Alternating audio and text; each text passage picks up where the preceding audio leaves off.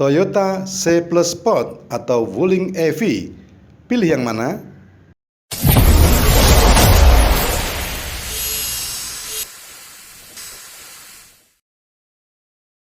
Toyota Motor Corporation meluncurkan mobil listrik mungil dengan 2 tempat duduk C Plus Sport akhir Desember tahun 2020 lalu. Mobil ini untuk sementara dijual terbatas untuk pelanggan korporat, pemerintah daerah, dan lainnya dengan harga 1.650 juta yen untuk varian X dan 1.716 juta yen untuk varian G, atau setara dengan 224,7 juta rupiah dan 233,7 juta rupiah. Dengan kurs saat ini 1 yen sama dengan 136,22 rupiah. Harga ini juga termasuk insentif pajak konsumsi. Bentuk yang mungil ini memiliki dimensi yang tidak jauh berbeda dengan mobil listrik Wuling Mini EV. Bedanya, Mini EV dijual dengan harga murah meriah, mulai 60 jutaan rupiah. Berikut kita kupas bagaimana sesungguhnya perbandingan mobil keduanya itu. Untuk Toyota C Plus Sport memiliki dimensi panjang 2.490 mm, lebar 1.290 mm, dan tinggi 1.550 mm. Sedangkan Mini EV memiliki dimensi panjang 2.917 mm, lebar 1.493 mm, dan 1.621 mm. Dari data itu, Mini EV lebih panjang 427 mm, lebih lebar 203 mm, dan lebih tinggi 71 mm. Terkait dengan harga, jelas mobil milik Wuling ini dijual jauh lebih murah, mulai 28.800 yuan atau setara dengan 61 jutaan, hingga 38.800 yuan atau setara dengan 81 jutaan rupiah.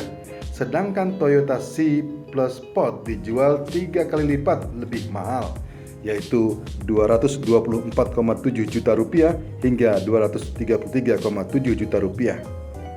Soal daya jelajah, Toyota C Plus Sport dilengkapi dengan baterai 9,06 kWh dengan kemampuan jelajah atau jarak tempuh 150 km.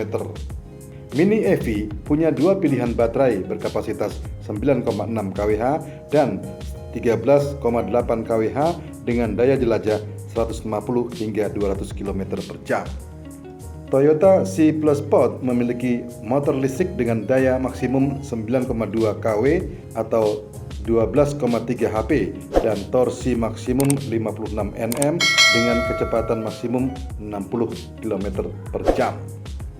Di sisi lain, motor listrik mobil Mini EV sanggup menghasilkan daya 27 HP dan torsi maksimum 85 Nm dengan kecepatan puncak 100 km per jam. Berbicara masalah keamanan, mobil Toyota C Plus Sport dilengkapi dengan fitur keselamatan baru untuk mobilitas ultra kompak sesuai dengan standar kendaraan mini. Menggunakan struktur yang secara efisien menyebabkan dan menyerap energi tumbukan ke berbagai komponen dan memastikan keselamatan jika terjadi benturan depan, samping, dan belakang. Mengurangi dampak apapun pada pejalan kaki dalam tabrakan dengan struktur bodi kendaraan yang mengurangi cedera pejalan kaki. Menariknya, sistem keamanan pratabrakan disertakan sebagai standar untuk mendeteksi kendaraan lain pada siang dan malam hari, pejalan kaki siang dan malam hari, dan pengendara sepeda pada hari siang. Sonar cerdas dengan rem pembantu parkir juga disertakan untuk membantu menghindari tabrakan atau mengurangi kerusakan dengan dinding dan penghalang lainnya selama operasi kecepatan rendah. Secara keseluruhan, kendaraan memiliki peralatan lengkap untuk mendukung berkendara yang aman setiap hari. Fungsi baterai dapat dipantau dari jarak jauh melalui aplikasi smartphone. 57% struktur bodi Wuling Mini EV menggunakan komponen baja. Di sektor keamanan dan keselamatan, lebih dari 57% bodi Mini EV terdiri dari baja berkekuatan tinggi.